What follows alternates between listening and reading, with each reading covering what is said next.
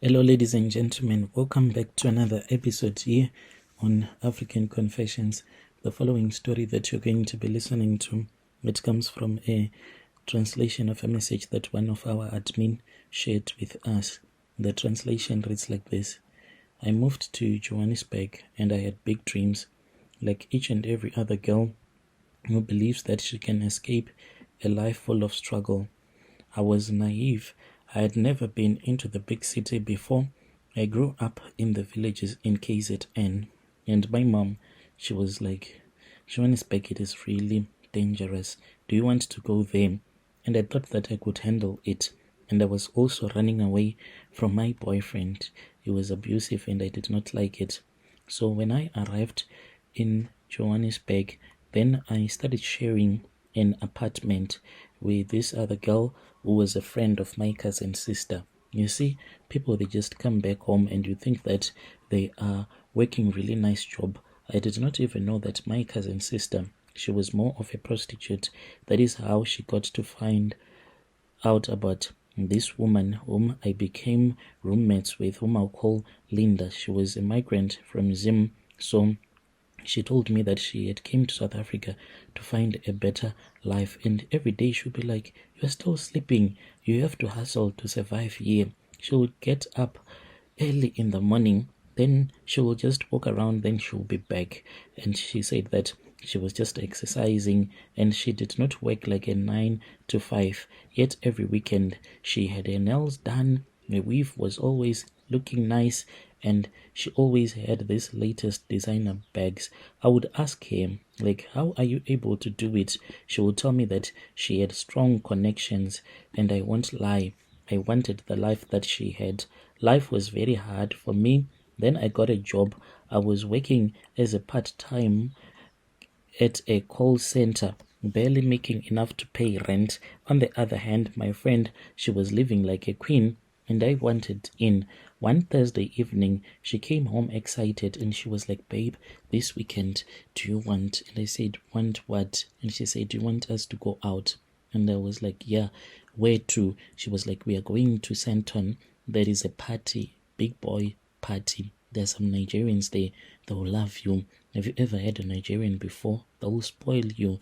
Never. I had never thought of that. I hesitated. Yo, Nigerians, Santon, even though it sounded like something nice, but I was really scary. I did not want to be kidnapped or to be trafficked or getting hurt. And she was like, no, don't ever overthink it. How do you think that I make money? It is just going to be a nice party. All that you do is that you dress sexy, have fun, and you will thank me later. I wanted to say no, but then she said, you are really sounding so silly and what. And here I am taking care of you. And she was like emotionally now blackmailing me because I was just not earning enough to keep up with the bills. She was taking care of me basically. And my cousin sister was helping me as well. But my cousin sister was the first one to complain. And she was like, hi, Sissy, you are a big girl. You need to make sure that you can take care of yourself as well. I cannot keep on sending you e-wallets almost every day because I'll be broke. So Saturday night came, and then she helped me to get ready. She had bought for me a red dress that was really nice, and my curves were coming out nice, a pair of heels that made me feel so sexy. And she's like, you look like money, she said. And then she gave me some of her expensive perfume. We arrived in Sandton just after 10 p.m. The house was massive, high walls, a very big iron gate, and some security. When we got there were luxury cars, your BMWs that were parked everywhere. We got inside, everyone just looked nice. At first it was fun. The men, they were handing us drinks, treating us like we were some princesses. I thought that this was the life. Maybe Linda was right. This was not so bad after all. But as the night went on, things started to feel so strange. I noticed a group of men whispering in a corner, and they were looking at me. And then around midnight, one of the Nigerians approached Linda and whispered something in her ear. in her ear. She nodded, then turned to me and she was like, they want us to go upstairs. And I said, why upstairs?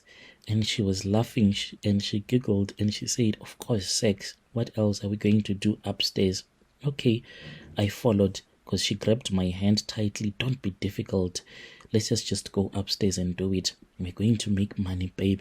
So I thought about the problems that I had. Then when we got into that bedroom, it was very big, very, very big. This man, they almost forced us to drink some certain type of alcohol that was really smelly. This smell that suddenly filled the room, this was after I had been forced to drink that alcohol from a dirty metallic cup. You know, when you burn human hair, that was the smell that was all over the room.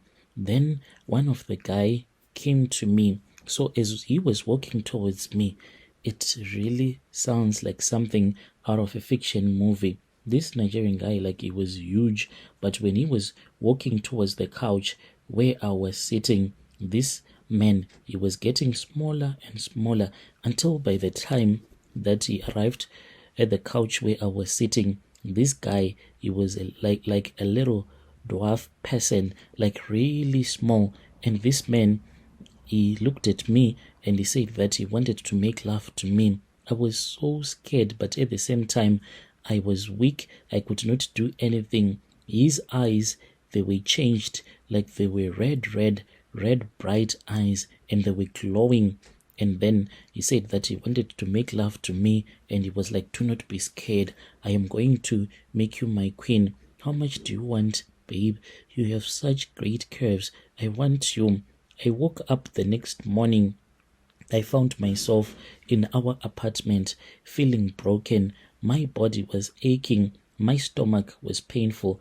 Even right now, I feel as if there is too much gas in my stomach, even though this thing, it happened like way back, but still I experience some pain in my stomach. But I want to thank God that I quickly went to church before I could die when I noticed that things were not okay. I woke up, and when I woke up, my roommate, she made some coffee for me and I drank.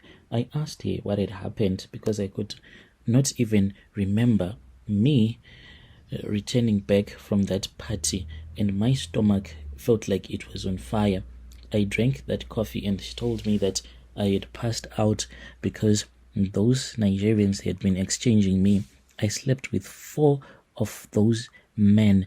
When I had passed out, they kept on sleeping with me. We rested throughout the day. She was trying to be strong, but I could just see that she was not okay. I even told her to go and bath because there was this foul smell that was just coming out of her that even made me nauseous. She bathed three times during the day, and then when it was on a Wednesday, I started to notice that my roommate, she was not okay. She kept on holding her tummy, saying that she felt as if there was someone who was clutching her womb. I said, can I go with you to the hospital? She could not go with me to the hospital. By Friday, she collapsed, left with no choice. I then rushed to the hospital with her, but unfortunately she did not make it. She passed away. That evening, when I had returned back to the apartment, that was when I sat down and I started crying for the pain. It was there. I had a dream. In this dream, I saw that there were 6 Nigerian men that were walking in front of me. All of them, they were dressed as if they were going to attend a ritual ceremony. And what surprised me, one of the men, he had a chain that was tied around my neck and he was pulling me and pulling me. I walked and I walked as I was following those men until we arrived at a place where there was a shrine. And then that was when they brought me in front of this other man who seemed to be more like a spirit. This man, he had only one eye in the middle of his forehead. And then I saw that there was my friend. She was lying on top of this altar. What surprised me about Linda was that whilst she was lying on that altar, it was as if she was still alive, but at the same time, it was as if she was no longer breathing. Her stomach was wide open. They had cut her open and removed her womb. Brother Nashi, that was when I started to scream, because one of these other men came and grabbed me. This man that came wanted to force me to lie down on top of this other altar. I looked at myself and I saw that suddenly I was naked. How I had been stripped of my clothes, I could not even remember. When I looked at Linda, she just said, "Run, pray." Then she passed away. And when I looked at that man who was forcing me to lie on top of that altar, he had a big knife that he wanted to use to cut my stomach open, just like what he had done with Linda. Then I said, "Jesus, Jesus." I started screaming in my dreams. That was when I woke up. You won't even believe it. When I woke up, I was standing by the balcony as if I wanted to jump off from the balcony. I walked when I was fast asleep, opened the door, and the security burglar gate that leads to the balcony. All of these things, I did it when I was fast asleep. I was sleepwalking.